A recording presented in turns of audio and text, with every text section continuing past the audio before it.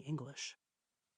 It wasn't until I was a teenager pushing the issue that my father finally admitted their decision wasn't based on my unwillingness to learn Tagalog, as he had once claimed, but instead his refusal to subject his children to the discrimination he endured because of his accent. I sometimes feel they did me a disservice by not passing the language on to me. Whatever anger I feel, though, is abated by my own guilt over having never mastered Tagalog, of speaking better Spanish, which I learned in high school, than our native tongue. I heard Tagalog spoken every day. I've never believed English should be the language everyone in America speaks. I've loved Filipino food since I was a child, only ever wanted to eat more, try more, to understand its roots and ingredients from China, Spain, Mexico. I've been obsessed with being able to identify Filipinx people wherever I go, priding myself on just being able to look at them. A bridgeless nose, a point with the lips, a certain wideness of the cheeks, and intuiting that they are one of my people. I honed these skills during a childhood spent searching faces and names, desperate to find anyone like me. I was curious about who I was, who I really was. I was hungry, desirous of my Filipina identity. More so, it seemed, than my two older brothers. I've been collecting clues and mining information all my life. From recipes, immigration stories, books, figuring out who the men on Philippine pesos, Ninoy Aquino, Emilio Aguinaldo were, piecing together a trail of crumbs.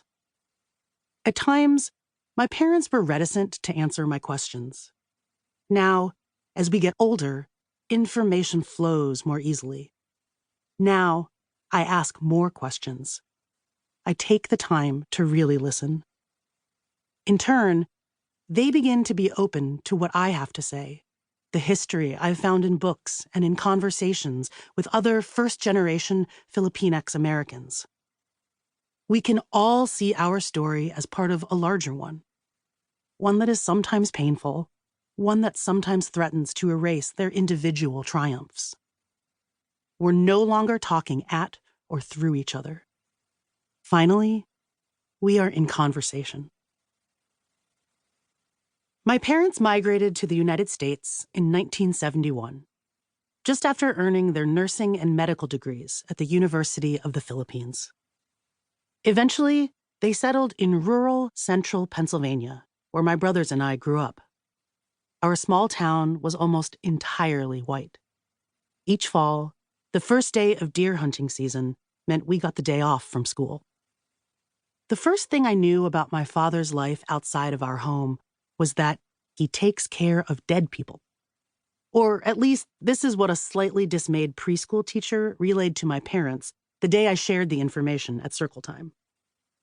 My father, more accurately, is a pathologist who performed the occasional autopsy, dissecting a body to discern what caused a person's death.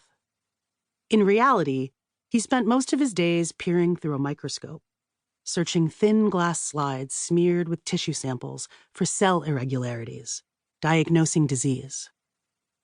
I wanted to be able to look at things the way he did, see the hidden things that only he saw.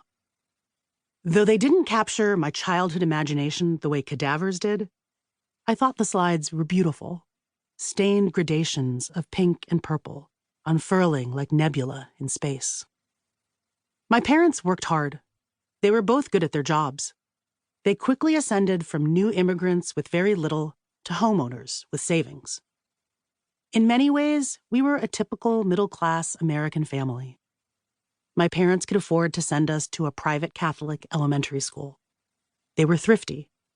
I remember regular trips to a store called The Cannery, where my mom bought dented cans of generic brand soup. But we lacked nothing. We ate dinner together every night, mostly Filipino food like sinigang and adobo, but also stir-fries and Old El Paso hard-shell tacos, my favorite.